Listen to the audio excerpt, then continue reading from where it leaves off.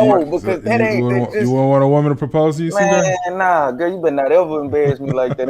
You better stop. You are now tuned into Five African Brothers Podcast. African Brothers Podcast? Has your father approved this podcast?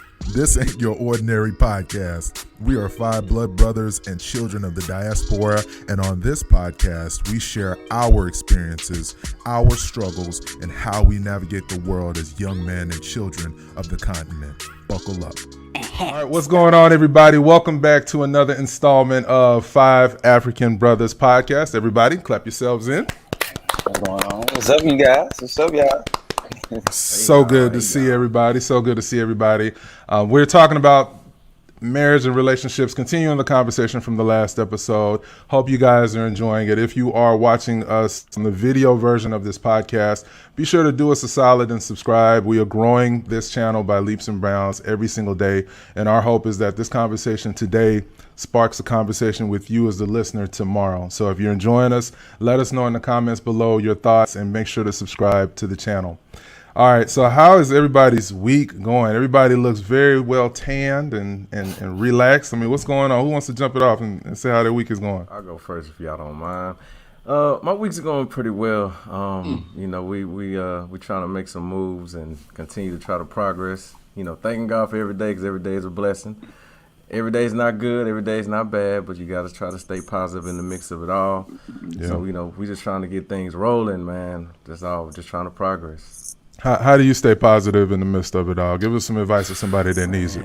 Man, for me, what I've learned is that in every situation that you're going through, circumstance, whatever, there's always a positive way you can look at it. You know, if you want to look at it and just dwell on it and think that it's only negative, then that's exactly what it'll be. But if you try to find a positive outlook in that situation, it'll be there. You know, you just have to want it. So I just find myself anytime something negative's going on or I feel like something negative's coming on, I pray it away. I say, hey, I rebuke you, devil, get away from me. I know what that is. I block it a little bit. And I say, nah, I ain't going for that. Let's keep it moving. And I smile or I sing to myself or I'll say a gospel song in my mind. I do everything to just stay positive because you got to protect your peace at all costs. You have to. At all costs. Yeah. One thing I love that you do, D-Boy, is you send those TDJ sermons and whatnot. Keep them going. It's so important, guys and girls listening, to make sure you're in a group chat that feeds you day in and day out, because you never know who that text or that link that you share is blessing in that moment that may not necessarily say anything back, but needed it, you know, in that moment. So I love it, man. Yeah. Young Jay. Yeah. So my week's been, I'm not gonna lie, it's been a very, very busy week, a very busy couple of weeks. Normally, you know, I'm hardworking. I'm always trying to do 10 things at once, take over the world. But what I kind of got from this week was that I kind of need to take some time to just relax, breathe, enjoy myself. Like, just to kind of like not always have my plate so full, because, you know, I definitely been feeling a little bit of burnout lately. So that's just kind of one of my takeaways. Of course, love doing a podcast, loving, you know what I'm saying, talking to my brothers. That's part of, you know what I'm saying, what can just kind of keep me just refreshed. But yeah, man, it's been working hard lately, and want to pump the brakes a little bit for next week and just make sure I take some time for myself. I love it, man. Yo, it's super important to take those moments, man. You got to. It's so much going on right now, y'all. Just in the world in general. Every time I turn on the TV, it's some nonsense. So, like you said, man, you gotta take those moments for yourself. Got to take those moments for yourself. Right. CJ, what's going on with you? What's going on, you guys? Yeah, man, I had a good week. Just recently completed a move. You know what I mean? So that was a big blessing this week. Congratulations, man. Congratulations. Yeah, I thought that was ODB in the background, but that's how I'm dating myself. It's actually somebody else. It's Kodak, baby. Let's go. Kodak. Yeah, man, that's my favorite artist, man. So, you know, nice. Say it again? So that couch look nice, man. Oh, yeah. Appreciate you, man. Yeah, I got the whole black and white belly thing trying to go on, but I'm feeling wow. Yeah. What is this? What is this, velvet? What is it, velvet? I see. Oh, you, yeah, CJ. man. Okay. You know, yeah, man. So, but other than that, it's a good week. You know, work was cool. You know, we're just trying to refocus and get ready for this next quarter, man. So, yeah. Keep it up, man. Keep it up. Keep it up, man. My week, y'all, has been good, y'all. I cannot complain. It is starting to warm up here in the ATL.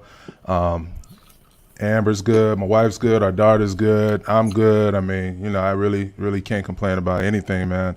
Outside of that, just if you guys didn't know, this particular podcast is part of a media network that my wife and I prayed about over the last year or so, slightly before the pandemic, and we decided to really we're trying to do some different things in the digital space, and so we're fully launching the Family O Network, which is going to be just a conundrum of different creatives from across the web, including ourselves, including my brothers here in this particular podcast, and just excited to put our own spin on media and the narrative, and instead of complaining about how we're portrayed in the community and things of that nature, actually do something about it and create the kind of content that we'd like to see. So very excited. Check that out by going to thefamilyo.com, and so all is good. All is Gucci. Salute. I see you, big bro. Big I see time, you. man. Big I like time. the shirt you got on, by the way, D-Boy. I like Hey that man, shirt. you know, I don't know where you got it from, but that's a good looking shirt. anybody that likes this shirt, please, we'll drop the link, all ordering information in the episode bio. So just stay tuned. Oh wow, Nice. Yeah, nice shirt, man. For sure. Young Gucci, what's going on, man? Hey, everybody. Week has been great. I guess those of us that are in this neck of the wood know that it's been it never rains in Southern California, but it's like so if it never rains in Southern California, we must have got all their rain, because it's been raining like cats and dogs in Houston area all week. And even as we're recording this podcast, it is raining right now. I'm looking out the window and I'm looking at some rain. So well, going back to what D-Man said about perspective, one can look at the rain and say, oh man, it's raining. But they actually say on your wedding day and on, God forbid, on your funeral, on those special occasions when it rains, it's supposed to be like a blessing, because if you know that all life starts from water. So somebody's complaining about rain in this neck of the woods, another person could be complaining about a drought in their neck of the woods. So be thankful for the rain is what I'm trying to say. But outside of that, it's been a blessed week. We're continuing to grow our real estate business here. Added 2 clients this week by the grace of God. God is good. Yes. Awesome. It's a blessing to be a blessing, using my knowledge and experience, both good and bad, to help turn renters into owners is my goal in my real estate endeavor. But then also to help those that are established go from their current home to their dream home. So I have 2 clients that's allowing me to fulfill that, and we just continue to keep pushing the envelope and doing the best to be our very own best. And we're just gonna get this podcast going for y'all. Thank you for tuning in. Let's go. Love it. Yes. And Uche's contact info will be in the show notes for those in the Houston and this entire state of Texas that want to tap in and make their next home their dream home. I love it. All right, y'all. So we are talking about marriage and relationships, part 2. Spicy. So there were a lot of different views, guys and girls, on the last episode as it relates to marriage and relationships. Some of us here are married, some of us are single, and so the perspectives as far as what we talked about and what we agreed and what we disagreed on really it varied. And so we wanted to keep that conversation going because it was just so many questions that we had afterwards and those that had listened to the podcast that wanted us to tackle that we wanted to bring to you guys on a part 2 type of setting. So let us know in the comments below if you're enjoying the content. Let us know in the comments below the type of questions that you'd like 5 African brothers to tackle. But we'll jump it off with the very first question here. What were the qualities that you look for in a person that you could see yourself marrying? We'll start with D-Boy. What are the qualities that you look for in a person you could see yourself marrying? Oh man, great question. Definitely. For me, number 1 would be somebody that I can build with. And when I say somebody I can build with, somebody that is looking at me as a teammate, not as a sponsor. Somebody that I can learn from, that I can as well teach things to.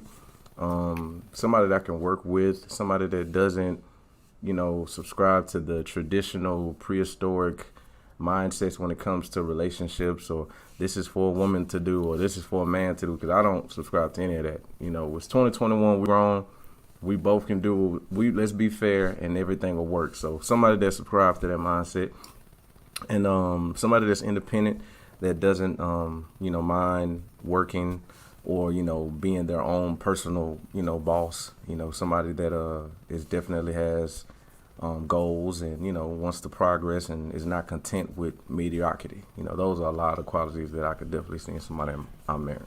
Do you look for those qualities out of the gate, or is it okay if that person doesn't have all of those things, or let's say 80% of those qualities, but they show some kind of potential? Like where do you see, okay, whether this person is worth pursuing even longer of a relationship versus just casually dating and maybe just hanging out a few times? Like where do you, I guess how much time typically passes in your experience before you decide whether to move towards a long-term type of endeavor with a person?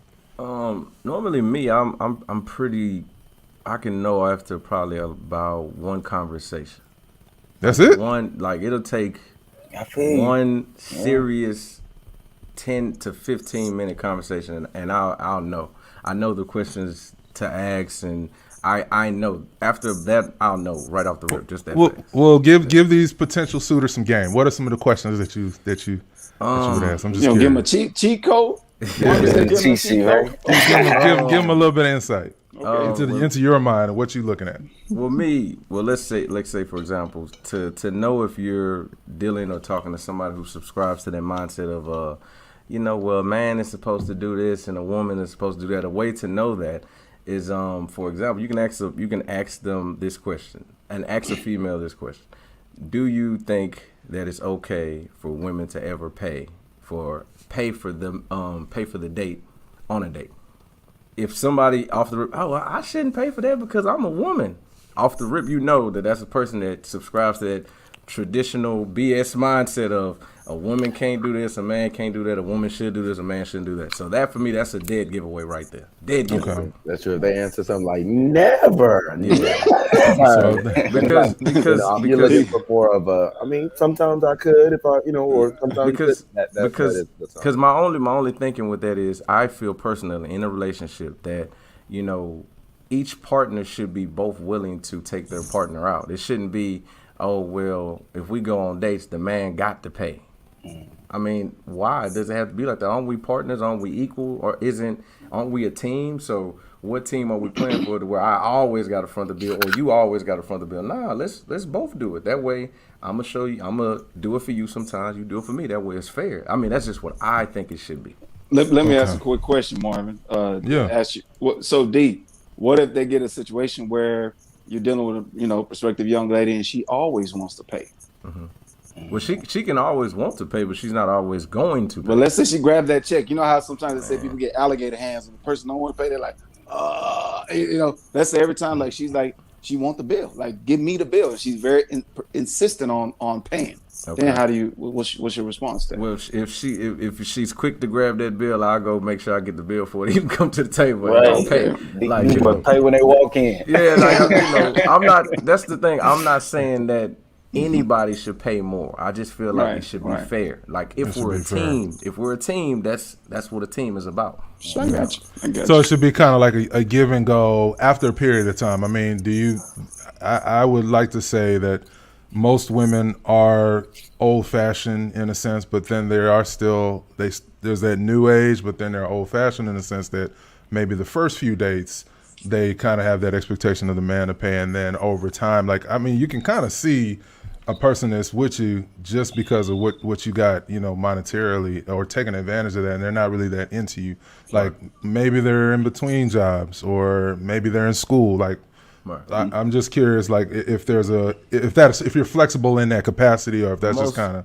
Most definitely, that's totally understandable. You're in school, you're not in you're not in the best financial situation to be paying. So the way we can adapt to that, we don't always got to go out. We can do some stuff at the crib. That's free. Yeah. And still romantic, still able to enjoy each other's company, and we're not spending no money. But if you one of those people that's I ain't got no money, but I still feel you should be taking me out because I can't. Two fingers to the side. Free I'm like gonna shoot to you. D-boy. Deuces, okay? I ain't playing with you. D-boy, free is like a cuss word to some of these new age women, man. I'm not gonna lie to you, though, man. You say free, you ain't going to Fogo. Come on, man. That's how you feel, man. That's all. Well, let me ask you, CJ. What are some of the qualities you look for in a person you can see yourself marrying? Okay. Well, personally, the biggest one on my list is just loyalty. You know what I mean? I think loyalty, and we're not just talking loyalty like, affairs and, adultery. That's obvious.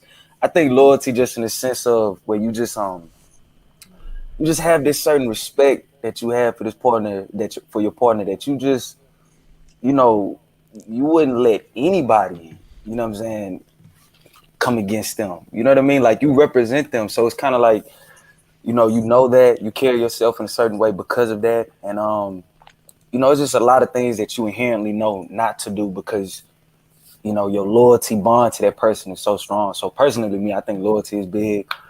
What else? Somebody that's got goals, like Debo was saying, somebody that's kind of driven internally, has a life that they want to create for themselves, and it lines up with the life that I want to create for myself, and we can kind of mesh and create a beautiful life together. You know what I mean? What else? Wants a lot of kids. It's 5 of us. That's what me and Dad shared common. I want 6, 7, 8, 9. You know what I mean? So you want Nick Cannon numbers? Yeah, I want Nick Cannon numbers. I definitely want to blow Dad out the water. So definitely, them being along with that. Okay. What else? I just learned something new. But look, and you know what? The next thing is that if we create a beautiful life together, the kids will be a byproduct of that. And, the life that we've created is already, we good. Money's not an issue. We can afford 8 to 9 kids is what I'm trying to say. Yeah. So, just, respectful. I think respect is a 2-way street that we all got to walk across, and just being serious about, just not crossing those lines of respect with each other, I think that's probably the biggest one. So, I love it. And Young Justice? For me, it's funny, man. I be so focused on the grind. I feel like I don't know when I'm across that marriage road, but I know what could definitely take me out the game earlier than expected is if I was to, I feel like meet a girl that one is really just as like ambitious and driven as me. Like same, I'm trying to take over the world. She's trying to take over the world. So when we get together, we figure out like we gonna take over the world. I think that's one thing I would definitely look for. I'm always like on the hunt for a woman that's like trying to do big things because I feel like that's just the only thing I'll be able to relate to. We would not be able to relate if they're just kind of like what I'm saying, just not as driven as me. So I feel like ambition and drive, but also I feel like I'm really goofy. Like I want somebody who I can laugh with, who I can make jokes with. I'm corny jokes with at that too. Somebody who's a little corny because I'm gonna make corny jokes all day, and if you're not laughing, I would feel like you don't love me. So, Lord. Just an ambitious, driven, goofball, work hard, play hard, and you know what I'm saying. And I think just that's kind of like some of the qualities I see myself just really being able to mesh with. Oh, and the third thing it's big and important is I do like my alone time. I do like personal time to just be able to be by myself. So someone who understands that versus you don't love me or why you always leaving or why you always going. It's like, come on, like I just want to be in the corner, watch my anime, my shows. You know what I'm saying? You could be over in your corner watching your videos. Go ahead, little bro. So, like, let's go ahead and just get us some alone time and let's make some plans and do something together. But I would like somebody who is in love, like, very in love with me, wants to be all over me, but it understands that sometimes I just, need my, from somebody who's been used to being like just one deep so much, I do kind of need my own personal sphere. And I feel like, as long as you're not infringing upon that, then we're going to work out perfectly. So don't infringe. Ambition, drive, sense of humor, and understanding of a need for a long time. I got it. That's somebody to do with long term. So we obviously as the elder two here in the U.S. we are married, and so Big Uche, would you like to go, or would you like me to go as far as the qualities we were looking for? Go ahead now. I'll wrap it up. All right. Well, for me, I had this certain perspective that, on relationships. Period. Like I was just like, I've always been driven towards relationships, and as I mentioned in the previous episode, I'm just too cheap to just be serial dating. That just wasn't that wasn't my stage. Like D-Boy was saying, we could cook at home. When you can't cook, you got to figure something else out. So that was my situation. So for me, I was looking for, and I tell my wife all the time, I was looking for something very, very different, because I dated, when I did date, I dated a very typical type of woman, and so I wanted something difficult, and by difficult I mean someone that for me, we weren't alike. I wasn't the person looking for somebody that was like me. I was looking for someone that could challenge me, and by challenge me, I don't mean in a negative sense, but someone to call me on my stuff and say, hey, look, I don't think that's a good way to approach this, and here's why. Or I think that's a great idea, and here's why. And not necessarily a yes woman, because I think what a lot, and that'll shift us to our next topic after Uche goes, but I think a lot of us, not us specifically, but a lot of people in our world, we tend to gravitate towards the trophy, where it's really all, it's nothing internally that they really bring to the table as far as values, belief systems, good upbringings to go with the pretty face and the body. All that stuff is perfect, but I need somebody that for me is gonna call me on my stuff. And my wife, girlfriend at the time and wife now, she does that. She loves on me. She will knock a dude out for her man, and I appreciate that. But she never has to do that, because I'll do that. But in every and any way, we just get each other. We communicate with each other, because I'm an interesting personality type, and so I don't deal with BS. If I smell BS, then I move around from it. And she's the exact same way, but she's caused me to be a lot more softer towards my approach to life than I used to be, where I was very ebo, like just come on, just be done with things. And I'm like, nah, maybe close that door, but this open door is gonna move you on to the next phase, and what's the lesson that you learn from it. So I learned from her. She's slightly older than me, if you guys didn't know that, slightly, like a year older than me, but she always says she could never see herself marrying a younger guy, but it just so happened that I guess the beard and the maturity and all that was okay. But she literally wasn't interested in anybody younger than her, and I wasn't necessarily looking for someone like she was until I met her, if that makes sense. So yeah, nice. Yeah. Oh. They say God's timing is always the best time. Yeah, always it is always the best. And you know what? And I'm glad you said that, D, because the God aspect is always part of the situation, and it should be. Okay, so I'm gonna start off by saying, referring to scripture, Proverbs 18:22.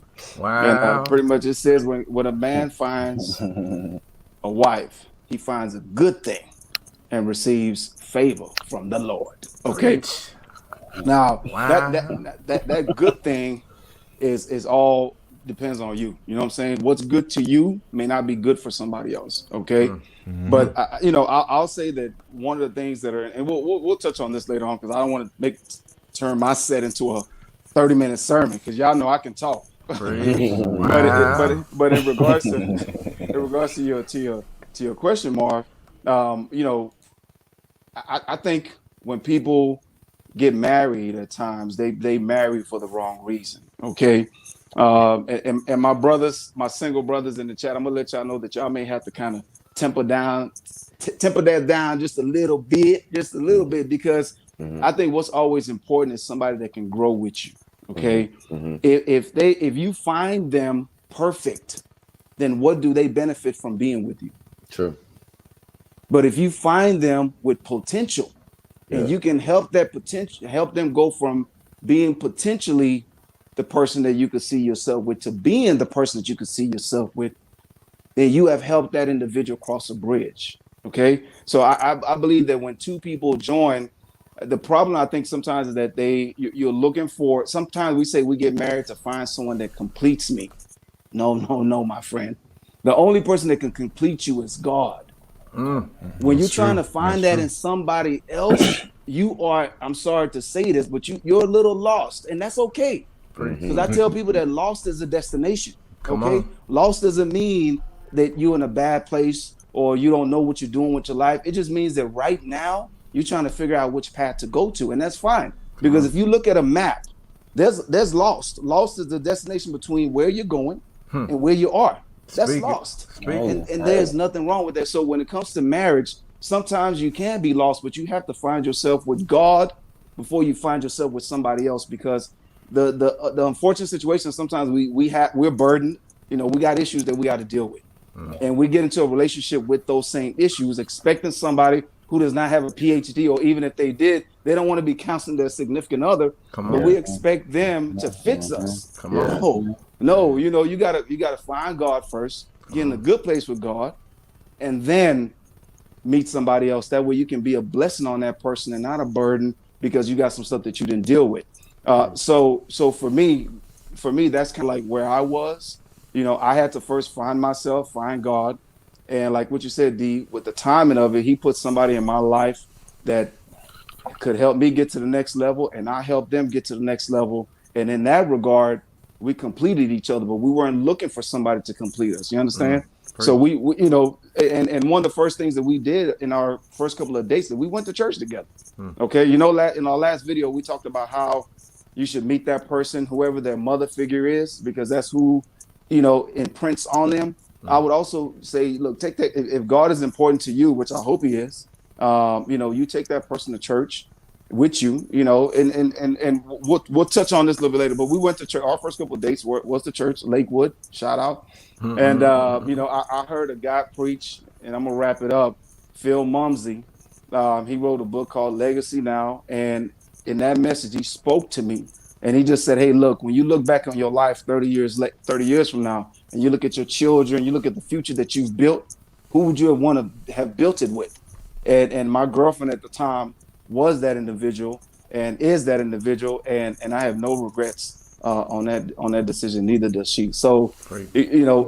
but potential was a big piece of it, and we're still building, still growing, and and got God in the middle of it. Come on. I I love like it. that. I like that, love Chuck. That was some real good points. All right. Well, great points, guys. I really appreciate the game you guys are showing. I'm gonna put something on this Summer Jam screen, and let me know when y'all see it. All right. Let's get So into it. that's gonna lead me to my next question. All right. So the next question, and if you're listening to this podcast, ladies and gentlemen, I have a picture of two gentlemen. I would give them the best way to describe them would be, I guess one would be considered maybe Thanos, and the other one would be considered Iron Man. I mean, help me out here. But They're clean, though.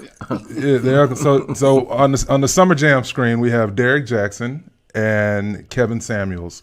These are two individuals, ladies and gentlemen, watching this on YouTube, that are polarizing in the relationship and marriage space. Both of them, well, one of them is famous, and one of them, well, actually, they're both infamous, I guess, depending on who you ask in this relationship space. But when you guys see this picture, and I'll start with Justice. What do you think, Justice, when you see these two men, as far as your views on both of them? And should young men take their advice, specifically Kevin Samuels, and should women take their Derrick Jaxn's advice on women about men, or about men on women? Y'all know what I'm trying to say. Yeah, What are you thinking when you see it, Justice? Yeah. Well, I'll start with Derrick Jaxn because I have a little more to say about Kevin Samuels. For Derrick Jaxn, I will say I wasn't too familiar with him. I know he had a recent scandal where he wasn't really practicing what he was preaching per se, or he's telling women not to put up with some of the behavior he actually was doing to his wife, which is cheating. So I will say D-Boy told me the phrase when we was growing up: do as I say, not as I do. Just because I go do something wrong does not mean I can't tell you not to do something wrong. I can go rob. I go. And people hypothetically will say, if I go rob a bank, that does not mean I'm wrong for telling you you do not need to go rob a bank. So I'll say, D-Boy I feel did like used to say Derrick that a lot. Jaxn might Real have talk. helped a lot. I mean, that was what D-Boy was adamant about that because they were trying to tell. But you so Right, right. You I told you. Kids are watching. The I'm gonna kids tell are you the watching. right. I'm gonna tell you the right Well, way. let me get started, So with man. that being said, if Derrick Jaxn built a following where he was preaching to a lot of women what not to take and what to do and what to step up, it might have helped a lot of women. And so does his scandal mean? Well, I'm not taking your advice now. I'll start dealing with BS. He's like, still don't deal with BS, even if I'm doing BS to my wife, I think. So that's how I feel about him. But for Kevin Samuels, I'll say this. At first, I was like, bro, who is this dude going in on all these women? Like, why is he doing this? But I watched a full interview where he went on Joe Budden. This man, I saw that one. I gotta give it to. I'm sorry to say, but this man, he be spitting sometimes. He said, all I'm saying is saying this: you guys are not in relationships in which you were. What do you bring to the table, and what are you looking for?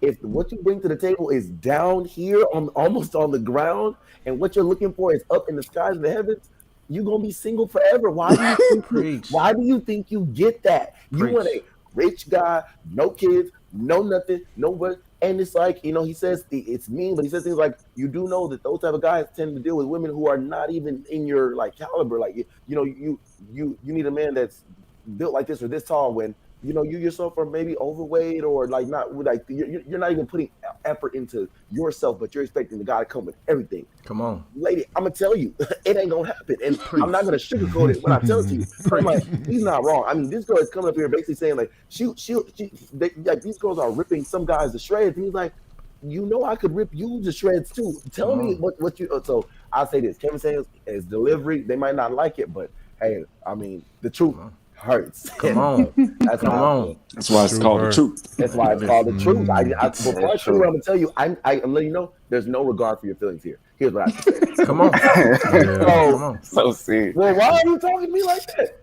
Because I'm honest. Because I'm honest. That's how I feel. So, yeah. Young Uche, we're tapping it back to you. What are your thoughts on? First of all, when I look at them two cats, I'm gonna say that boy is clean.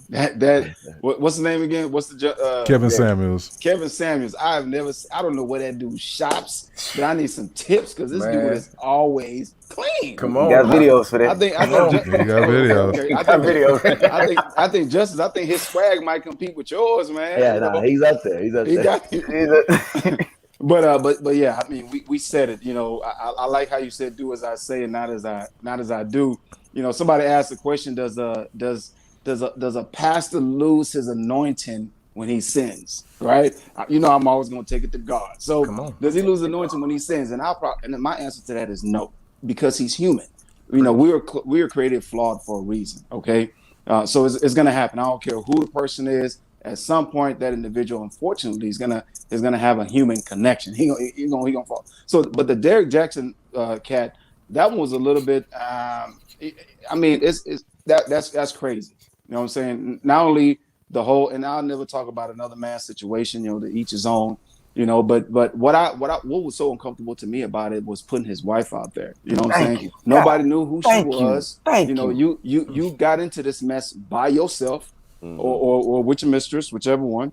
But to now put her out there and force her to demand you and to defend you. And the reason why I know you forced her, because she didn't take time to do herself. It's almost like we gonna go on Instagram Live and you gonna go with me. I am. Yeah. Yes, you are. And we just camera rolling. Yeah, you got 5 minutes. And I'm like, don't do her like that, because number one, you weren't concerned about her when you did what you did, or you had been doing what you had been doing. And now all of a sudden you want to put her out there, and it almost kind of makes the institution of marriage a laughable engagement. And it's very serious. It should be treated very seriously, because there's many people basing whether they get married or not, basing their decision based on you. Even though it's unfortunate, you shouldn't idolize anybody's marriages, because you just don't know what it's taking for them to hold it together. There's some scenarios that they may be dealing with that's okay for them. It works for them,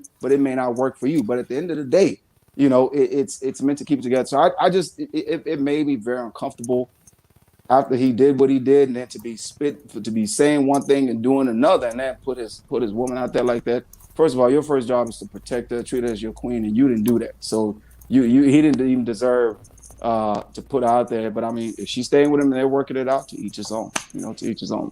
What about Kevin Samuels' advice? What are your thoughts on that? Kevin is he married? He was married twice. Okay. So I guess I would never say if just because somebody's been broke, they can't give somebody advice on finances, because I think that they're speaking from their perspective. And to me, the best marriage counselors are the ones that's been divorced a couple of times, because they can tell you this is why it worked and this is why it didn't work. You know what I'm saying? So I think he brings a good perspective. But I think if you've been in the game twice, somebody may have to say the common denominator of it not working is you. So he might need to work on himself before he gives people advice like that. I don't know. I think he's a bit of a narcissist myself. So do you guys, before the next person goes, what do y'all think about his rating system as far as how he rates women based on the factors? Do y'all think that that's a healthy thing to do or unhealthy thing to do, in y'all opinion? As a collective, what do y'all? I just think I think he simply says, like, if you want a high value man, are you a high value woman? And we really don't. He really, I feel like he doesn't want to have to go there on your looks or your wealth or your job or your credit score. Right. But y'all are naming that when you're describing the high value man that you're not going to sell for nothing less than. So he has to kind of, okay, well, let's see how you compare to that. So I think he rates women because women are rating men. I need a this rating. Yeah. I don't want no scrub. A scrub is a guy that can't get me. Y'all might be too young to remember that. Well, man, you're a scrub. So why would a non-scrub want you? Right. Yikes, that hurts to hear, but I haven't heard any lines yet. You know what I'm saying? So I'm saying I really flipped all my thoughts on him. I don't watch I'm not sitting here waiting for him to rip up more with him, but when I see them clips, he's a little tough, but he is not lying. You know what I'm saying? What's the rating system? Because somebody educate me. Is it like a scale of 1 to 10? He'll straight up say Beyonce's a 6. Beyonce's an adjustable 6 or 7. Like, what you saying? No, he calls Saweetie an adjustable 6. He calls Kelly Rowland a 9. Pam Grier, I don't think Diane Carroll, Pam Grier, that's who he's rated as a 10. Yeah. But he basically asked the women to rate themselves, and they cannot use 7. 7. Yeah. So rate yourself from 1 to 10. You can't use 7. And so he'll ask them questions like their dress size, their weight, their height, things of that nature, but he asked them to rate themselves. And I got some thoughts on them, but I'll wait because D-Boy's next. Go ahead. Okay, so let's start for starters with this Derrick Jaxn dude or whatever. So the mistake, excuse me, the mistake I feel he made was he portrayed himself with this holier than thou coat, like, this is what men do. This ain't what I do. I've never done this. I would never do this, that, and the third. And if that's the case and you really walking like that and your actions in the real world match that, you can stand on that. But if you not, and you portraying something that you really not about that life, they gonna kill you once it comes to the light. That's just how it is, because you've been down talking men as if some men are doing things that you yourself are not doing. And it came to the light that you did. So it's like, rather than humbling yourself and being like, hey, you know what? No man should do this, no matter who it is. Not me, not nobody. You still trying to push this, I mean, I did it, but I did it under these terms, so it ain't. Nah, bro, you cheated, bro. So stop trying to make it seem like it's something else. So that's where I feel he messed up at. He should have been trying to give message and give game from just a positive aspect, not trying to make it like, man, this what they do. This the problem with them. That's why I feel he messed it. Now, when it comes to my brother Kevin Samuels, man, listen. Listen, that brother, man. Initially, I was kind of hesitant, taken back by him, like, who is this dude just, talking reckless to these women, and he being disrespectful, and I didn't like all that. I didn't initially. Then I was like, okay, before I judge this man, let me see what he's about. Pause. Let me, see what his story is, and see what's going on. And, when I started to, research him, I mean, he really is just about fairness in reality, he kind of gives you the energy that you give him. A lot of these clips just show him going off on women, but that's just a clip. They're not showing the piece before that when that woman may have been talking to him in a way that he now has to reciprocate that same energy to her. Not to say that makes it right, but a lot of times that's him responding to that same energy. That's number one. Number two, I kind of feel like he points out a lot of the flaws in the type of mindset that some women subscribe to. For example, I'll be brief and I'll say this and I'll move on. For example, some women think that they can come to the table strictly with just beauty. Like, I watched one of his interviews and he was interviewing a young lady, and the young lady said, you know, I feel like I can be an inspiration to a man because I'm beautiful. And the guy was like, that's all you bring to the table is that you're beautiful, like nothing else. Like, right. You don't and the lady didn't have, and the lady thought like, that's enough. Like, I'm cute. I'm beautiful. that's all I need to bring. And he just kind of pointed out to her, like, a man can't subscribe to that way of thinking, so why would you be able to? Like, I can't say, oh, I'm a handsome man, so I feel like I should get a woman that got $1 million. You'll be looking at me like I'm crazy. So it's like, he just kind of puts a mirror in front of women and makes them see what's wrong in the hypocrisy to some of the mindsets that they subscribe to. And that's why that's my boy. I mess with him for real, Paul. Yeah. But I like that. Paul. I ain't gonna lie to you. No, man. And it's funny because I personally I didn't hear about Derrick Jaxn. I would see him on my timeline, or I guess certain people that you follow on the algorithm of Instagram, it'll connect to them on the Explore page. But, the thing that I didn't like about Derrick Jaxn specifically is, like you said, D-Boy, his advice was based on attacking men and saying what men don't do wrong, this and that. And he just had a real funny style way about him as far as his energy. He was always in his car, and I was like, man, now this dude got like 3 million subscribers on YouTube and this big platform. I'm like, why is he always in his car? So the thing that made me feel is like, either what he's saying, his wife, or if he was married, because he didn't even mention that he was married at all until his scandal and all that. But my whole thing was like, why are you building by tearing other people down? Like, that's a low vibration way to live your life. First and foremost, you can give women game based on your experience. You could really put it on yourself and say, I was this type of way in these types of relationships, so this is what you need to look out for. But everything that he said, in my opinion, was always based on tearing women down. So obviously, he didn't have the support of men, male community, whether they were single men looking to use his advice to help them find a woman. Like, he wasn't even talking to us at all as far as men. So it just was a real funny style way about him. So when he had his fall from grace, and it's crazy, y'all, that all this stuff is taking place here in Atlanta, because Derrick Jaxn is here in Atlanta, wow. Kevin Samuels is here in Atlanta. Oh wow! And there's a popular blogger named Tasha K, who was the one that really put Derrick Jaxn on blast, and she lived like not too far away from us here. So all this nonsense is going on here in Atlanta, but I just I don't think that tearing other people down is gonna build you up. It might build you up to some people, but from a karma standpoint, I just feel like he got his karma, and that's kind of that. Now, as it relates to Kevin Samuels, I don't agree with everything that Kevin Samuels says, specifically in how he kind of paints with a very broad brush as far as how men think.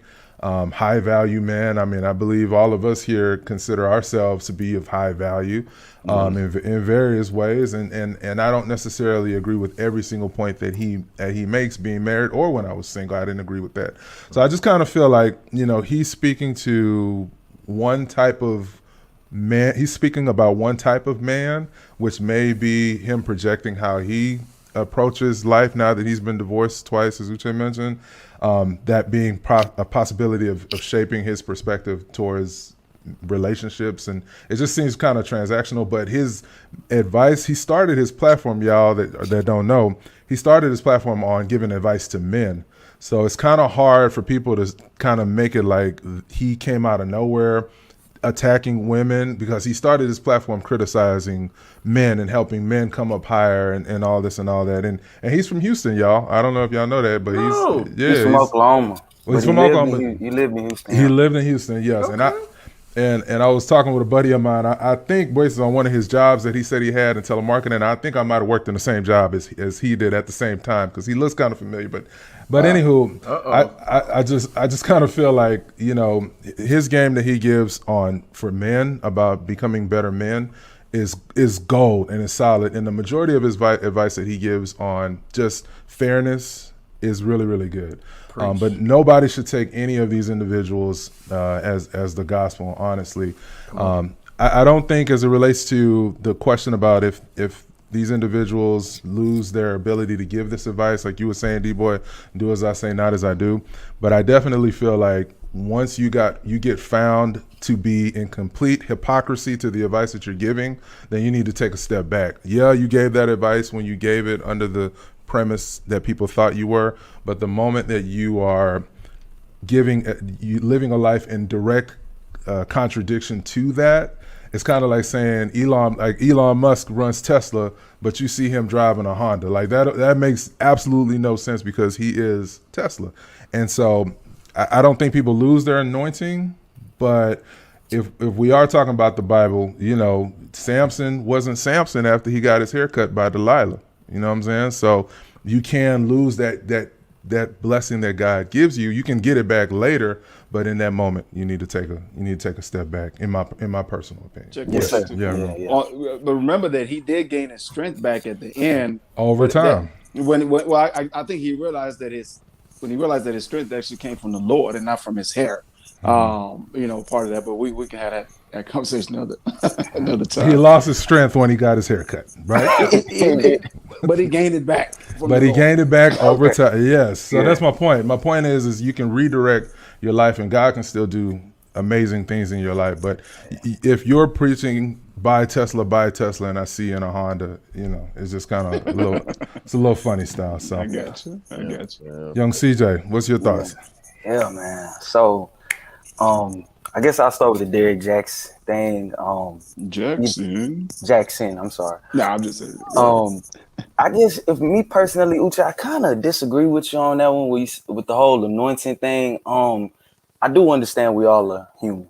You know what I mean? I don't want to cut that out, but when it's obvious that you kind of make you make your living, you know, being an authority figure. Yeah, being an authority figure, kind of pandering to a certain demographic, and then you probably do one of the most hypocritical things that you could do to that demographic that you pander to. To me personally, you do lose a little bit of your anointing. You know what I mean? I definitely do think that you got to take a step back. And it used to drive me crazy, D-Boy. We used to tell me, do as I say, not as I do. Well, D-Boy, you ain't make no D's, D-Boy. I mean, I can't make one D. What? You know what I'm saying? So it used to drive me crazy. Lord. But I do feel that, you know, if you're gonna preach it, you gotta walk it. And you really, really, really, really have to commit to walking it.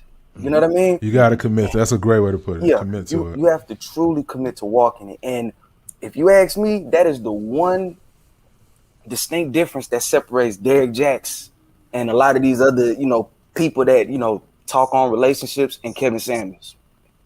I watched the first video of his on I think it was Adam 22. And he caught my attention, pause, when he said, if you ask women what they want, they'll say War and Peace. And if you ask them what they bring to the table, it won't fit on the back of a stamp. I died laughing. Oh my goodness. I died laughing because I said, hold on. Here's somebody who is really, he's objectively addressing the issue that a lot of men, you know, Come on. Yeah. A lot of men be feeling that exact statement that he said, that specific statement. Yeah. And the way that he worded it was just like, you know what? So I went back and looked at his videos. I did some real good, did my due diligence, made sure I really understood where he was coming from because D-Boy, he was kind of off to me at first too. You know, I had seen pictures of him, you know, earlier before I had started listening to his videos. I was like, This is Derrick Jaxn or Kevin Samuels? This is Kevin Samuels. Okay. And when I started getting into his videos, all of his earlier videos were all about men improvement. Yeah. He literally built his foundation on men improvement. So anybody that slanders him and says that he's too hard on women, he don't say nothing to men. Now you just ain't dived into his catalog work, his body of work, his body of work at all, because all his foundational videos is all about men improvement. getting your swag right, getting, the fragrances and all that, and just, handling yourself as a man first, and then he gets on the women. So if you ask me, I'm gonna try to conclude, but I do feel like you lose a little bit of anointing when you don't walk the walk that goes with the talk that you talk. Yeah, and that's just my personal opinion on that one. But we protecting Kevin Samuels at all costs. We protecting Kevin Samuels at all costs. One thing I like about Kevin Samuels is that men have never had a voice that speaks directly to men. Like people like to throw in Steve Harvey, but Steve Harvey's audience is not men. Steve audience's audience is women, and so Kevin Samuels speaking to men for men. That he should be protected at all costs. Whether you agree with him or not, he still has 24-something thousand people on his live on a regular basis. So he is a voice that has come out of this pandemic and has really, I think, helped a lot of people more than people whose feelings might be hurt by it. And he's committed to his message. That's what I will say. Everything he talked about, he walked so far. Until it come out that he's not. He vertically integrated. He vertically integrated. He don't have He don't have a system behind him. He's on the free platform of YouTube. So. But what I'm saying, if the cancel culture that we live in now gets a hold of his past and throws some stuff out. They did. They did. Let's say some more. Let's say they throw out some more. I'm just saying that would that change his message to you, CJ? It would only change it if it completely was like the opposite of what he preaches. It would have to be something. I don't even know what it would look like. Let me tell y'all. Well, what they've brought up about him, just for context, those of you guys listening or watching, is they brought up that he wasn't making the kind of money that he proclaims to make as a high value man, which is dumb because now he's clearly a high value man, and that he's a deadbeat dad. That's one of the accusations that have been made about him. We got kids. Never heard about that. Yes, he has two kids, and his it hasn't come from his wife, but these are just like child support issues he's been passed on child support. That's what it was in the past, and they try to use that as a way to kind of. So they tried it. Trust me, Uche. Right. They tried. And I'm gonna say, Uche, none of those are strong enough. It would have to be something like what I'm saying is something real like crazy, like what I mean, like. Go ahead. Justice got something to say. Go ahead. Unlike Derrick Jaxn, who was actually, like y'all said, kind of tearing down men. Right. Kevin Samuels is really just holding people accountable. Like people are calling in single, and he's asking them, "Okay, do you want a relationship?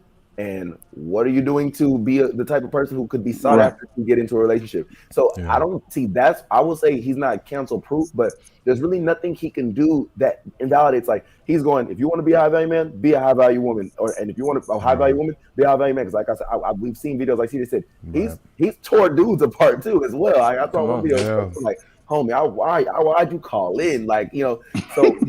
And they're calling in. That's a great point. They're calling him.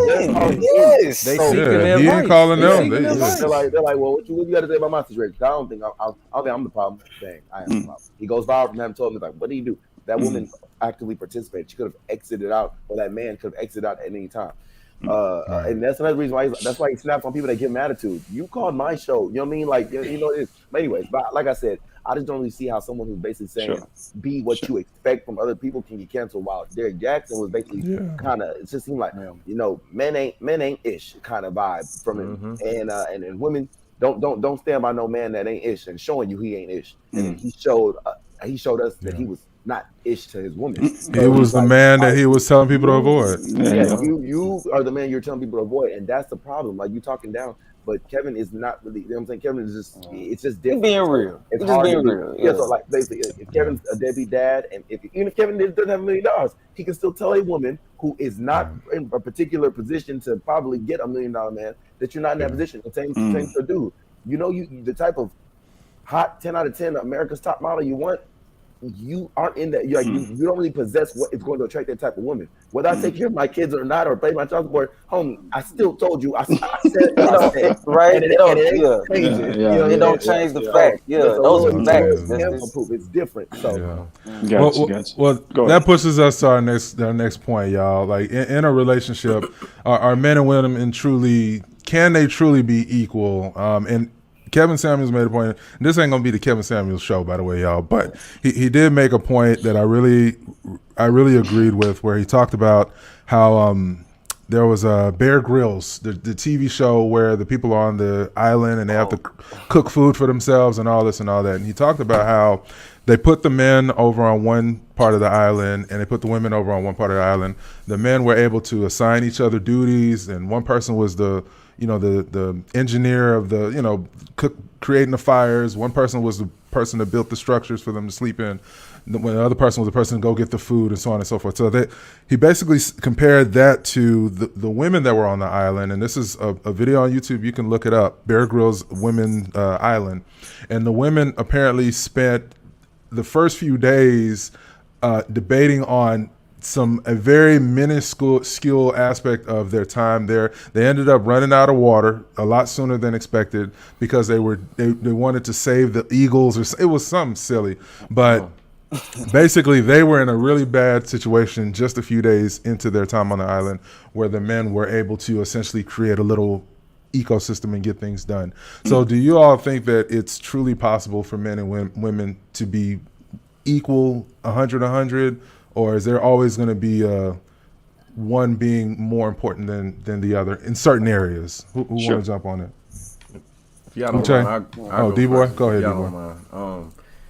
D-Boy.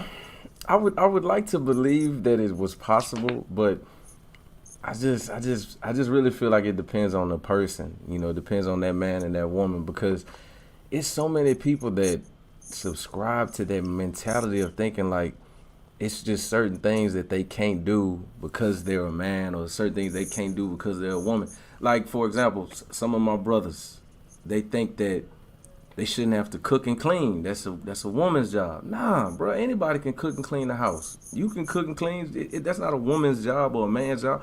Anybody can do that. You know what I'm saying? Or a woman thinking that she shouldn't have to pay no bills because she a woman. Like, nah, anybody can pay bills. We all work. We all make money. So since when does paying the bills become something that's for a particular, like, gender? Nah, like, so I really feel like it starts with that person, that man and that woman. If they both think and feel that we're equals, they'll treat each other like equals, and it'll show in a relationship. But when one comes in thinking that they are owed certain things because they're a woman or they're a man, you set up for disaster off the rip. That's how I feel. Now I'll take it next, and I'll just say that so we broke down Kevin Samuels' thoughts and his words on what women want versus what they actually bring to the table per se. But my question I ask is, who is raising these women? Yes. Who's raising whether they're active in their life or not? Everybody born has a father and a mother, right? So for those of us here and I think majority of us are quote unquote girl dads, right? It's upon us to raise the next generation. So to answer your question, yes, absolutely, they're equal. Now, obviously, as far as physical strength is concerned, there's some things that men are, physically stronger, but the capability to be strong belongs to everybody. So they are equal.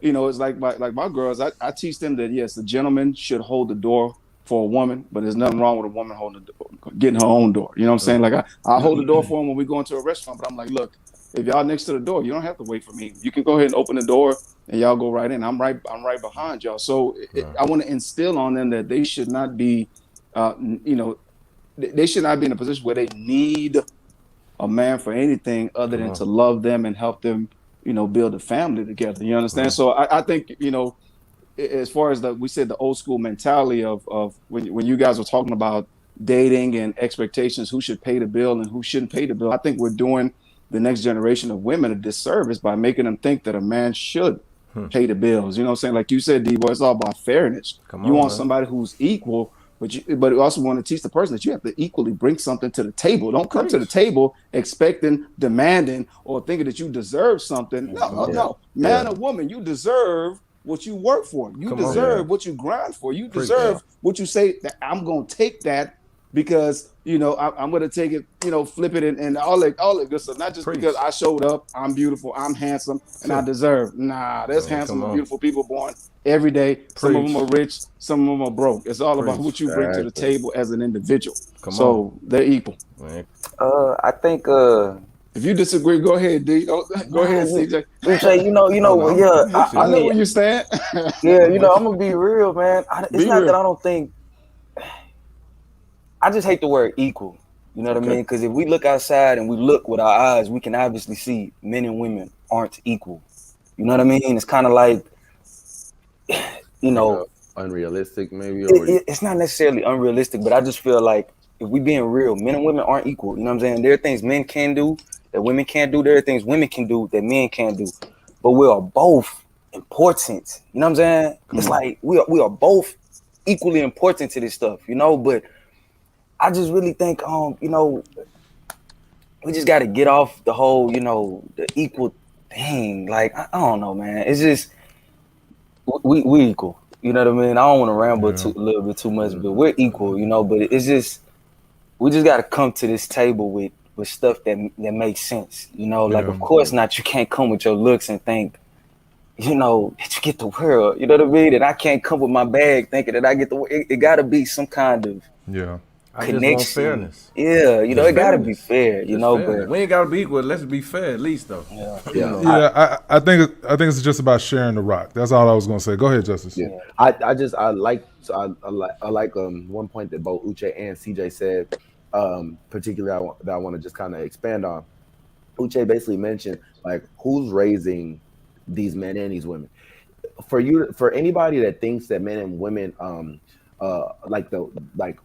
whatever your thoughts are on women, understand that you can have a daughter. You might end up having a daughter. So to say things like, the woman should cook, should clean, should this, should that, that's cool if you think that. But understand that your daughter, potentially your potential future daughter or nieces or your sisters that you may have, you're basically kind of like pushing them in the box. You're putting them in the box of, y'all are meant to be maids, right? Maids and cooks and bed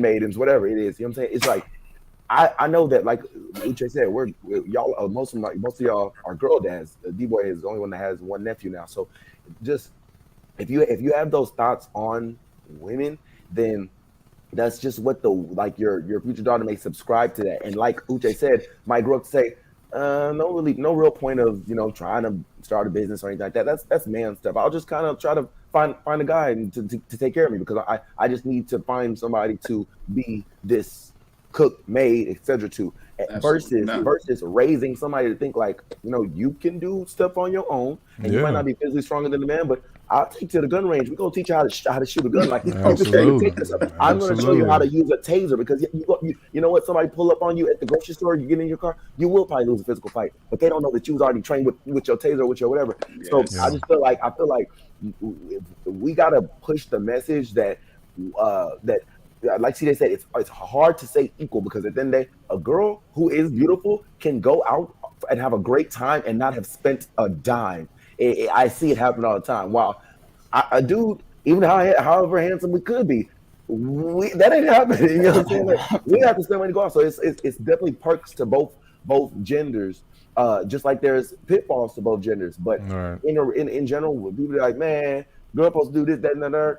Homie, you have a mom. You have probably a sister.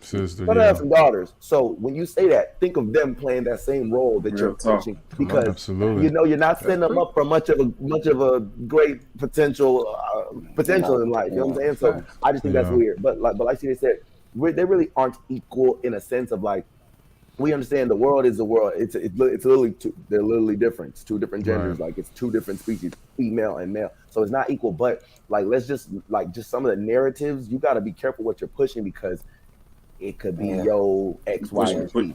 Pushing it to your own. And I like if they train. Like you might want to push a more of a pro woman approach because you're gonna have a mom, a sister, or whatever. What if your mom? Yeah, my mama need to just cook and clean and do whatever. I'm gonna be like, dang, you know what I'm saying? Like, That's how that's you all I feel? am. That's how you feel. Exactly. People forget that, and I feel like you're not thinking of it bigger picture or objective. I had read one of the quotes that Kobe had put out before he passed about his daughter, the one that was on the plane with him, about how people used to talk about, him not having any sons and all that. And he was like, do you think anybody's gonna carry your legacy? He was like, why can't she carry my legacy? Is it because she's a girl that she can't? I understand the situation between the WNBA and the NBA, but you can't not push somebody to greatness because they're a girl or a boy. Now, everybody is equal in regards to the opportunities that life affords you. So there's no way I'll look at my daughters and be like, you know what? Just one day, like you said, just don't worry, man's gonna take care of you. Come on, raise you for that. Look at Matthew Knowles. Matthew didn't tell Beyonce or Solange to just try and find, like, let's find a baller. She was popping it. She was Beyonce, and then Jay-Z came along. Like, they both took off, but she was Beyonce. How, you know what I'm saying? Like, let's not act like, you know what I'm saying?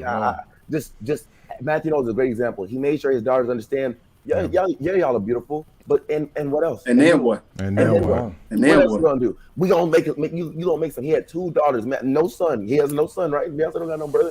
So you want to be a Matthew Knowles, or you want to be whoever? I think he might have a son with the new one. He did. Oh, yeah, you're right. So I want to put something else on the Summer Jam screen before we move on to the next topic. Let me know, to y'all's points about your daughters. What are y'all thoughts when y'all see something like this? And if you're watching on YouTube, girl, you better not this is a woman proposing to a man. Here, my wife sent me this earlier. We were laughing about it.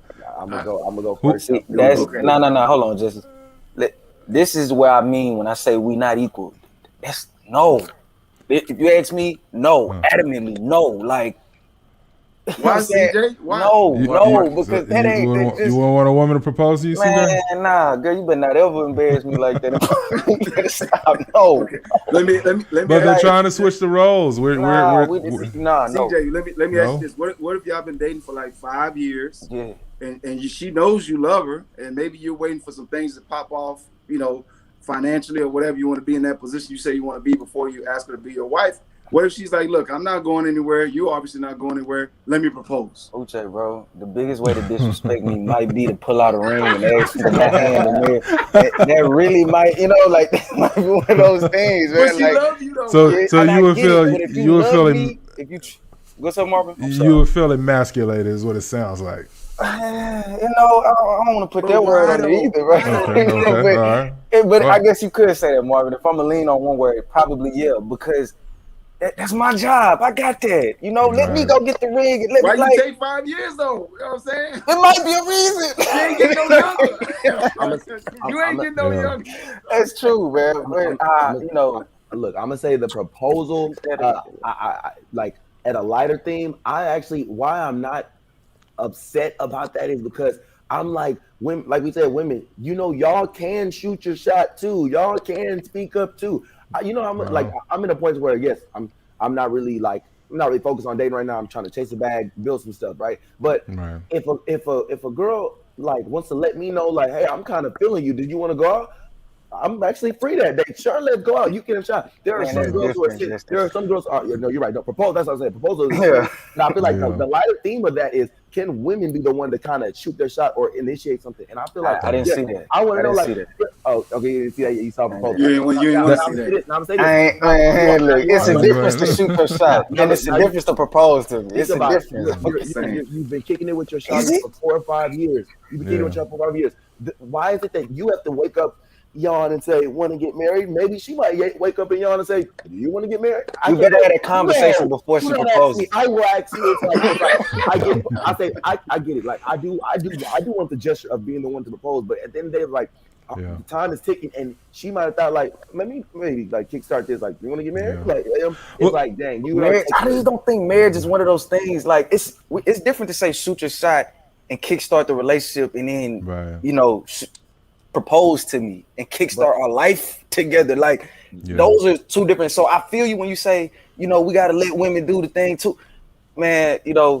This ain't Sadie Hawkins we talking about. That picture ain't Sadie Hawkins dance. All right, this is like real business, and it's like, and I'm just looking, and I'm just like, we have to have that conversation first. Let me just say, I mean, but before a person propose, at least in my relationship in marriage, we was having those conversations about marriage prior. So it'd be one thing if the man never brings it up at all, and then the woman comes out of nowhere and does this. Like that's what happened with Jim Jones and his wife. If y'all knew that.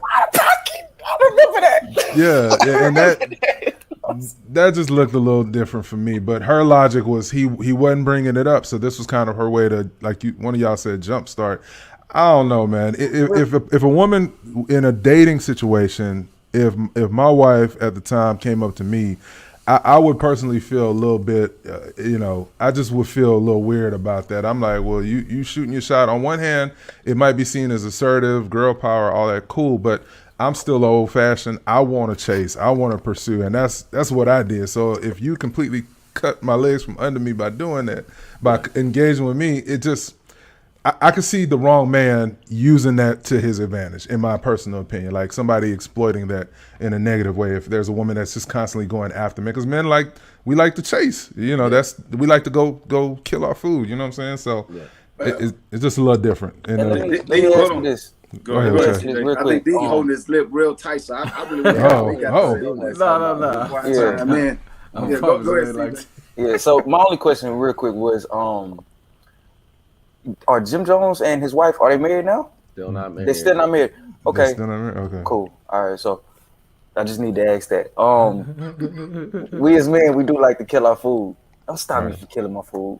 I just really, and that just really made things click for me personally, because when I thought about the initial question of men and women being equal, that was a big thing that came to my mind, is that we go out and go kill the food. Right. You know what I'm saying? It ain't a group of women with us wanting to go kill. It's all of us as brothers, and we go out and go bring the food back to the women. You know what I'm saying? Right. And if a woman does do something like that for me, or in place of me to do that, I'm gonna feel some kind of way about it. Right. Like I am really going to feel some kind of way about it. I don't care about feminism and all that. Nah, don't do that. Don't do that. I think if you're on a person, if you're marriage material with that man, the man knows that. Uche, since we're married, you knew way before you proposed that you wanted to make our sis your wife. You knew that, I'm sure, well in advance. You didn't just pop up and do that, because it takes preparation. You're probably weighing the long term things that you can vibe with her, and the things that may have been non-negotiables that y'all work through before you jump that broom. But I just think men know way in advance, so it shouldn't take the woman having to do that if they're doing it to kick you in the pants, in my opinion. What you got, D boy? Then I'm gonna say my thoughts, bro.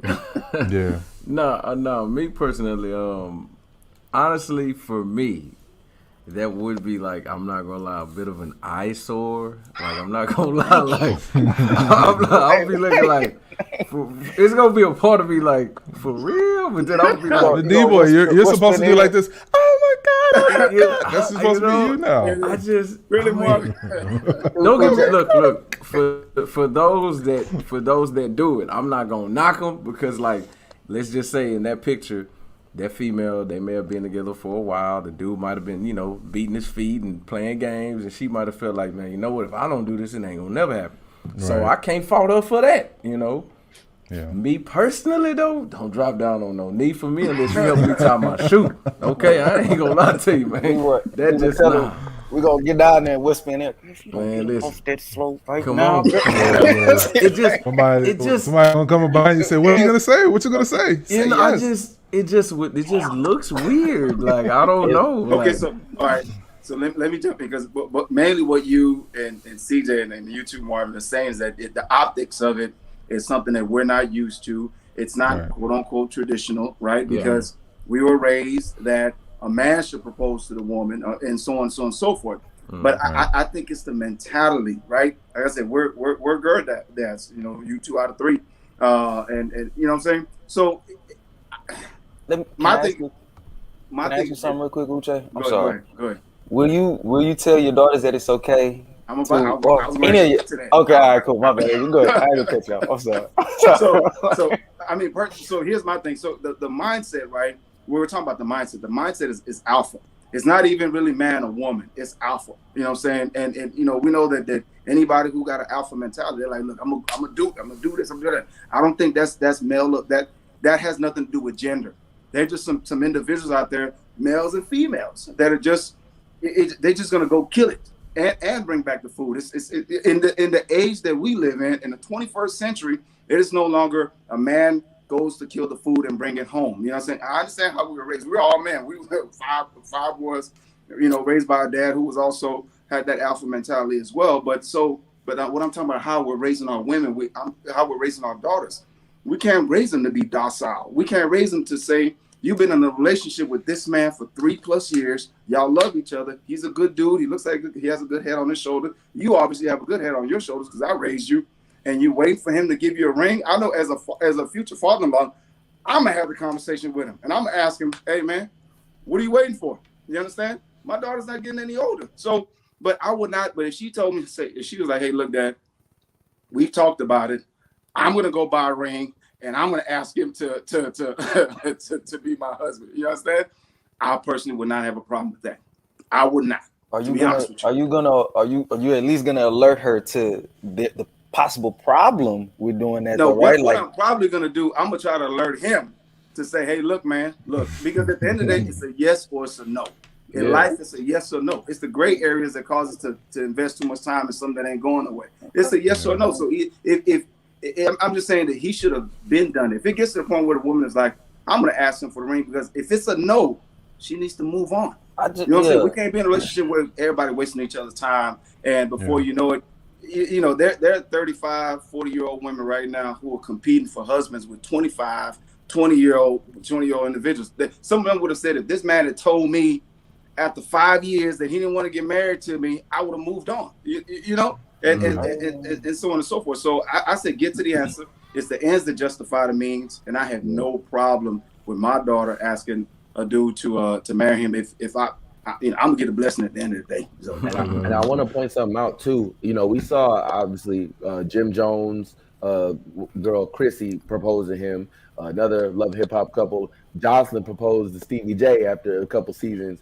I didn't know that. Yeah, and then on Netflix, I saw on this some reality show on Netflix, like Crazy Rich Asians or something like that. A woman also proposed to her husband, and the recurring theme with all three situations was that the dude was not making any moves towards that, and it had been a significant amount of years. So when you tell a woman, I'm going to spend the rest of my life with you, but you're not making that traditional gesture to solidify it, it puts in a position where, like, you know what, I'm gonna do it because I don't know if it's gonna get done, and you know, maybe this will help you get to that point. So that woman that's on that knee, I feel like it. I mean, I don't know, so it could have been you good. But like, it's like they kind of, that's only done out of the man literally not doing it. So I don't think that. So Uche is like saying, like, if one of his daughters did it, it wouldn't be an issue. But if it's because of the same situation with those first three, which is the dude just ain't moving his feet with it, his walk's not matching his talk, then that's what he's like gonna tell her,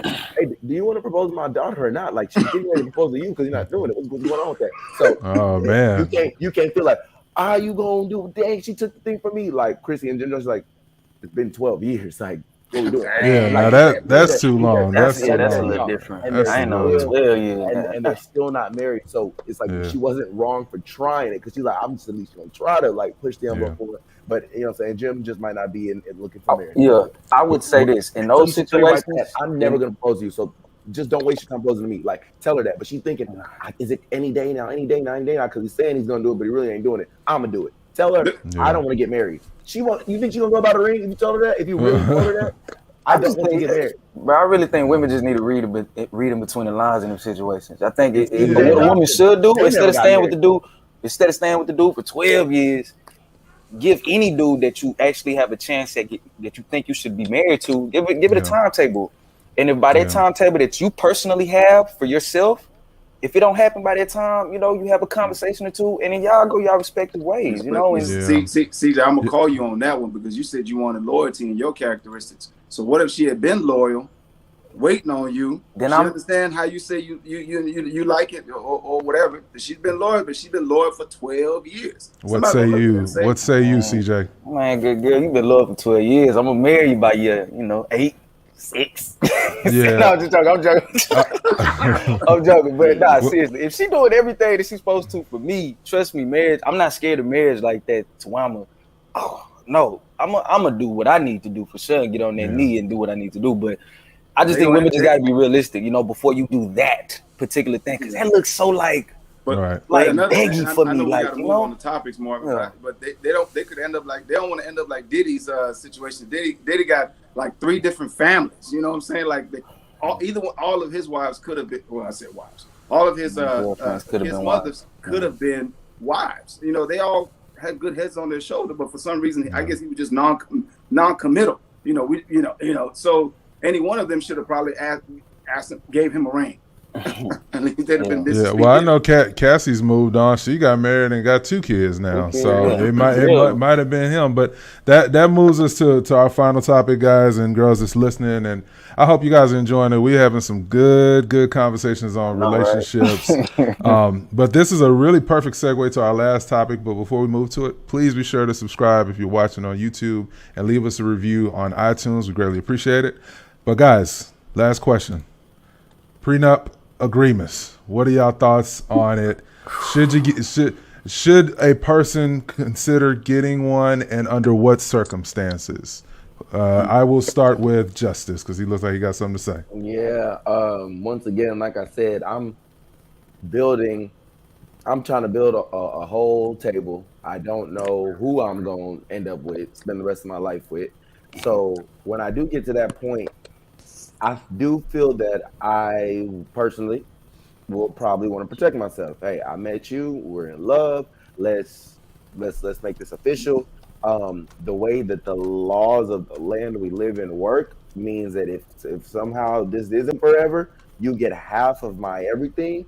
I don't want half of your stuff, and I don't need you to get half of my stuff. Let's just go ahead and put on there. Let's go ahead and put a little agreement together, because marriage is a contract anyways, and it really, like Chris, I think I'm for prenups, especially when one person is bringing a significant amount of wealth to the table. I feel that it's dumb to go, you know what, I love you. If we don't work out, you can get half of everything. That might work for you, player, but that's just not smart to me. I'm just more logical, I think, with my brain over my heart, and I just feel like that's gonna be something I would be for. Yeah, I'm not gonna lie. Initially, I was kind of torn on this one, y'all. I was, because it's like a part of me understands both sides, right? Like, say you walking into a relationship, y'all getting serious, y'all thinking about marriage, and then all of a sudden, your partner comes to you and says, "Hey, I need you to sign this paper," and it basically it's a what we gonna do if by chance we get divorced? It's like, we ain't got married yet, and you're talking about divorce. So I get that way of thinking. Now on the flip side, it's another side to that coin. You got to flip it over. So on the other side of that coin is like, man, I'm coming into this situation. I know my potential. I know what I'm about to do. If this goes left, they could take half. That's a scary feeling. I'm not gonna lie. That's a really scary feeling, because I'm the type of person like this, like, if things wasn't to work out and I'm in a better financial situation, like, I'm gonna look out. That's just me. I'm not the type of person that's selfish or whatever, but I definitely don't want somebody to tell me I have to do something. That's totally different. So I'm kind of torn on this one, y'all. I'm not gonna lie. I'm kind of torn, man. I'm gonna stay right in the middle on that one. I don't know. I got something I gotta say about it, but I'm gonna let CJ go. If you ask me, maybe this plays into the last question as well, but I'm gonna say this: they not a bad thing. You know what I mean? I think it's something that's for a certain class. If you ask me, I think if you're getting money like millions on millions and billions, personally, before you get married, it only makes sense, because there's a business aspect to being married anyway. So, if it's a business aspect to us getting married, period, then let me protect my business. You know what I mean? And if y'all can agree on that, that's cool. Personally, if you ask me, any woman, that, is the mother of my children, I personally just look at it like you are going to be financially good for life, So if that helps you in this decision of signing this prenup or, you know, not signing it, you know, do what you want with that. But, you know, it's a tough one, bros. I'm not gonna lie to y'all. But I just honestly think that if you're getting money like that and you need it, do it. But you should honestly know your partner well enough to know whether or not they're gonna leave you out, you know what I'm saying, financially, if this does go left. You know, you shouldn't be getting married to anybody like that anyway, if you ask me. You know, but things happen. I know things happen, you know, but I guess that's the thing about marriage is that you saying in the back of your head, if whatever is the worst thing that could happen to you in a marriage, if that person does it, are you okay with still staying with them after that? You know what I'm saying? You know, I think that's a question that you have to ask because, you know, marriage is till death do us part anyway. So, you know, kind of how like people have wills though. Like, you know, like why are we talking about when I'm gonna die? Right. It could happen any day, and when you're gone, how do you want your funds to go? So we could get divorced. It's a possible thing. When we get divorced, how you want your funds to go? You know, divorce and death are two different things. But till death do us part, well, what about till these arguments do us part? Like we gotta have. That's true. Nah, you're right. You're right. So I just think if you really getting money like that before you come into your marriage, and the difference is exponentially different between you and your partner. Right. Yeah, do it. But if both of y'all are some thousandaires, man, bro, get married and be happy. Don't mess it up before y'all even get, going to bliss. Come on. But real quick, to challenge that, like, so I walk into this relationship, we about to get married. So because I'm broke at this moment, I shouldn't care about what I could possibly make and what that person could possibly take. But here's the thing: is that objectively speaking, whatever you make after that point of being married, it could be looked at like y'all got that together anyway. You know what I'm saying? Whether or not it was your money or it was her money, objectively speaking, I think that it could be said, man, bro, you ain't get that money till you got married anyway, bro. So yes, she probably is entitled to it. But that's what a prenup could protect you though. Yeah, it could. It could protect you in that aspect. But I mean, that's my thing about it is that if you got that money after you got married, she does have some right to it, I think. You know what I'm saying? Yeah. Maybe not half, maybe for sure not all, but I want to be the person to decide how much of that she gets if it happens. Not the state, not the government, not no laws. Maybe that should be maybe that should be your prenuptial agreement. Well, look, you ain't, you know what I'm saying? If this do go wrong, look, I'm gonna tell you how much you gonna get. Listen, man. Well, what if that person thinks it's not enough for what they brought to the table, to me, it's always gonna be some clear lines of what's being made, how it's being made, where it's coming from. I'm gonna make sure those lines are clear the entire time, so there gonna be no misunderstandings, no whoop de whoop. Nah, it's right here in black and white. Like it's in black and white. So we gonna do what's fair, given what's in black and white, not what's fair given I'm a man, you a woman, Nah, we gonna do what's fair, given what's in black and white. That's what I feel. Well, ain't nobody finna tell me, you got this. Nah, I ain't doing that. Who got the rock next? I got some things to say. I got it. Okay. So here's a backdoor way to look at that as well. Look at the laws of your state, okay? Because the laws of your state trumps whatever you're trying to do anyway. You know, we live in Texas. Texas is a community property state. So what that means in the case where y'all split up, it's split down the middle. Some of y'all might be in a relationship right now where technically there is there's a form of marriage where if y'all are living together, technically y'all are considered married as well. So the laws of the state will come into effect should that happen anyway. So it may not be up to you. So if you don't want that to be effective, if you don't want that to be effective, move to a state that's not a community property state, and the prenup might actually have some power in that regard. But my thoughts on the prenup: if you go into a relationship wondering what's going to happen if the marriage doesn't make it, then I think that's already kind of set up for failure, in my opinion. So how do I feel about a prenup? I'll say no prenup if I'm looking at it going into a situation.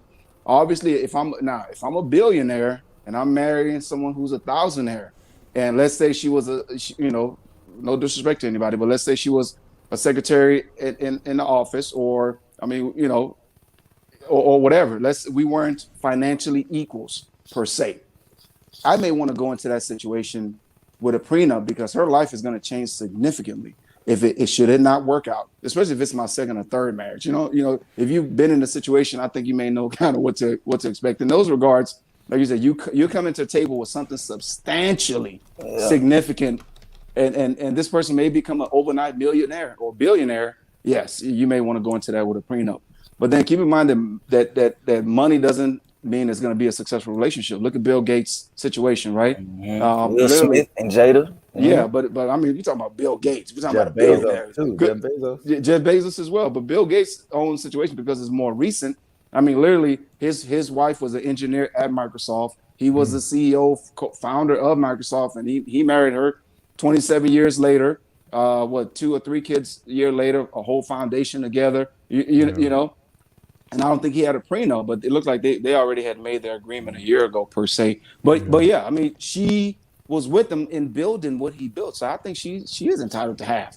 You know, but I just think if you go in there looking to, exactly. So if you go in trying to protect your assets before you get married, I think you might want to try to marry somebody else. Thank you. That's what I think too, bro. I'm like, if I got to think about a prenup with you, girl, that might be the red flag I need anyway. Like, or she got to think about it with you. She may want to try to pick. All right, now. Real quick, guys. I promise. Real quick. To go to your point, Uche, because you said if I'm a billionaire and this girl's a thousandaire, right? I'm gonna point out something that's gonna go to that point. Y'all remember that movie Acrimony, right?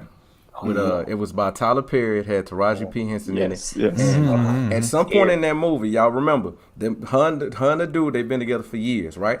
They was broke when they was in it together. They was broke, right? So the dude had been working on himself, working on this particular machine, and it never worked. Yeah. They didn't have no prenup agreement. They didn't do any of that. They both was broke when they met each other. Yeah. So now all of a sudden, this dude machine take off. Taraji left him. She was like, "Nah, I'm done with you." So when she left him, he hit it big. Now she thought that she was entitled to something because she had been around for 12 years. So by that way of thinking, if they would have had some type of prenup agreement, she would have been protected. But she didn't, but yet she still thought she was entitled to it, even though she left him because he hadn't made it. So now why do I have to, I done made it, my machine done finally hit, and now I owe you something because you left me? Why is that fair?